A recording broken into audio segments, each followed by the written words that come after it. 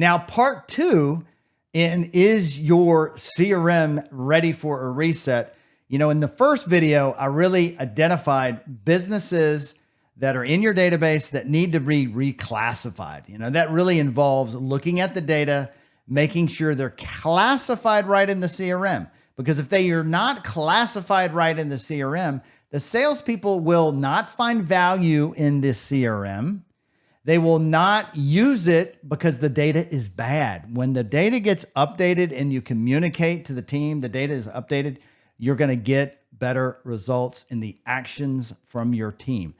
Data is king. It's up to you to keep it updated. Don't assume the sales rep is updating that stuff. They generally, especially if they're on the way out the door, they don't give you any data. So I get that. But it's important that someone in the organization owns that data. I usually recommend someone that's in accounting to go through this process every quarter.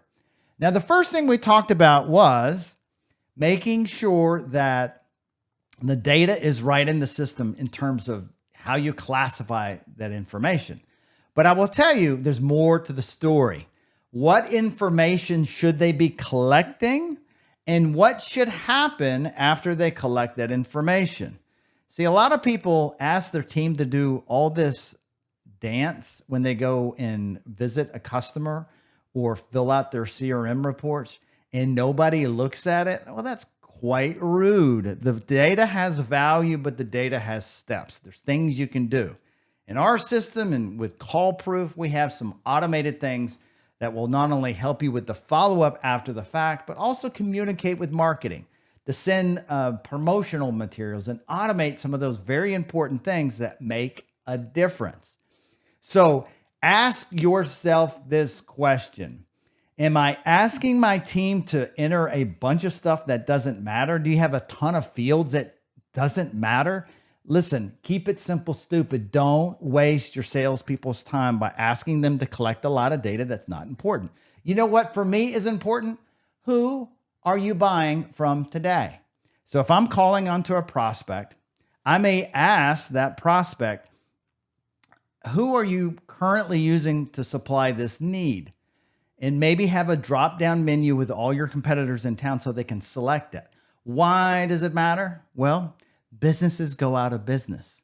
And if you knew that Joey's Electric is going out of business and you want to capture some of their customers, then you would be able to go in the database and identify that. If you hear in the field that people are unsatisfied with that particular competitor, guess what?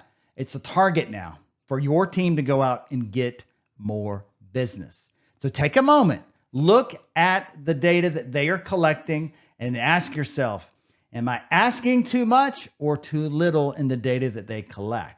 Are they collecting email addresses and mobile phone numbers? Listen, that's the most important thing. That is the most important thing when you are visiting prospects. Do you have a contact name? Are you collecting an email address? Are they going through some steps that would warrant a sale down the road, such as connecting with them on LinkedIn, sending them a follow-up email after the fact? What is the email? Ask yourself this question. Do you have a standard for a follow-up email? Do you have a standard for a LinkedIn request that is all encompassing for all the organizations so everyone is doing the same thing?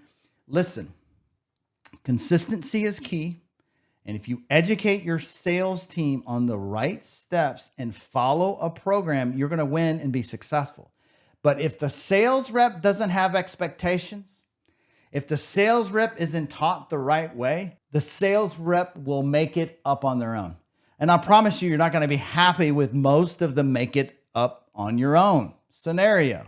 So set expectations. That's why resetting CRM is resetting the mindset of the salespeople. What happens in the field? What is your sales process? Are you documenting opportunities in the system? And is someone in the system looking at those opportunities? I see it all the time.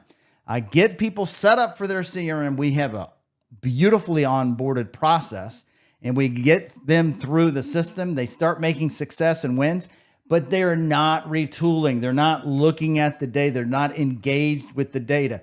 The opportunities that you have in your CRM is the data. Use it wisely. Spread that love amongst the organization with marketing. How does marketing use your CRM to get more business? How do you take the communication from the field to the marketing? That's why marketing folks need to be inside your CRM, reading information. What words are being said in the field about your competitors' products, your own products? How can your marketing help leverage what is happening in the sales field? All of that is available for you, but you got to be engaged, folks. You got to make sure that someone owns the CRM. Someone cares about it. There's someone in your organization right now, you know who they are. They're kind of the analytical person. They're diving in deep with Excel, looking at these numbers. That person could be the most valuable person on the sales team because they will help you with the direction. They will help you identify who that your sales team needs to be focused in on when they're in the field. For me, calling on companies that haven't bought in a while is a good level of activity for my sales team to focus on.